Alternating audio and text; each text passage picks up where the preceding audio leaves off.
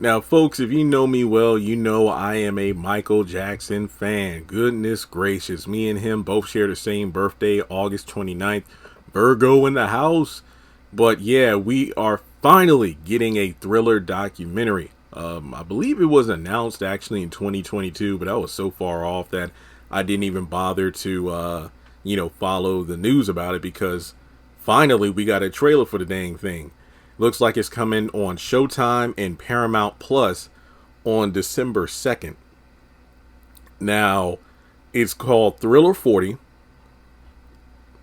and I guess it's a way of celebrating the album's historic milestone.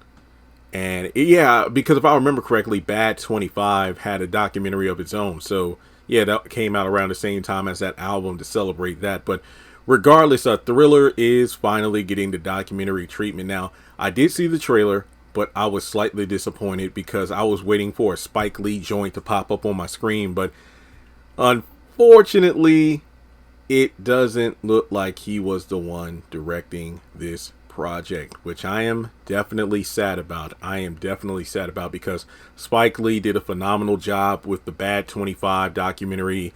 What was the second one called? Journey from Motown to Off the Wall, which is a documentary about not just Off the Wall, but basically the Jacksons from when they first started, got into the music industry, Motown, and then when Michael went solo, and then now we finally have Thriller. I believe it's Nelson George who put together this documentary, and the trailer was good, but you know, we got Usher, Mary J. Blige, will.i.am, Mark Ronson, Maxwell, and a number of other people.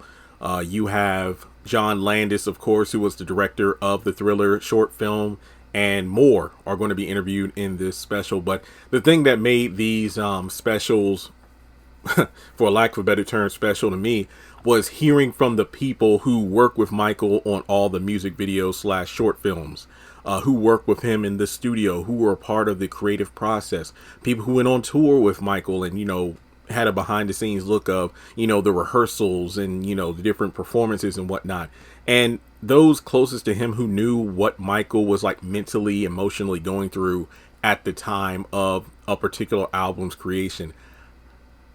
Of course, it's special when you have current artists talk about how they were inspired by the music, but I'm more interested about the people who were there when the shit happened, So I just hope that this documentary isn't overflowing with famous cameos from the current era of music.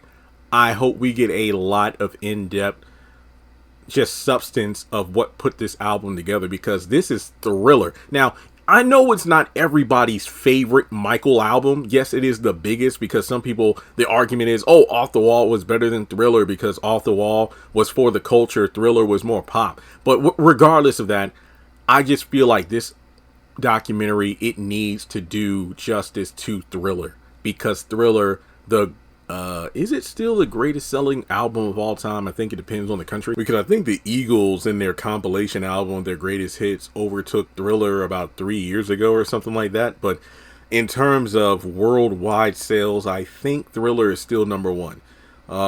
Let's see here. Yeah, according to the article, 34 times platinum, over 100 million sales worldwide, making it the biggest selling album globally. Oh yeah, that's right. Okay, in the US, I believe it no longer holds that spot due to the Eagles, but worldwide, Thriller is still that album.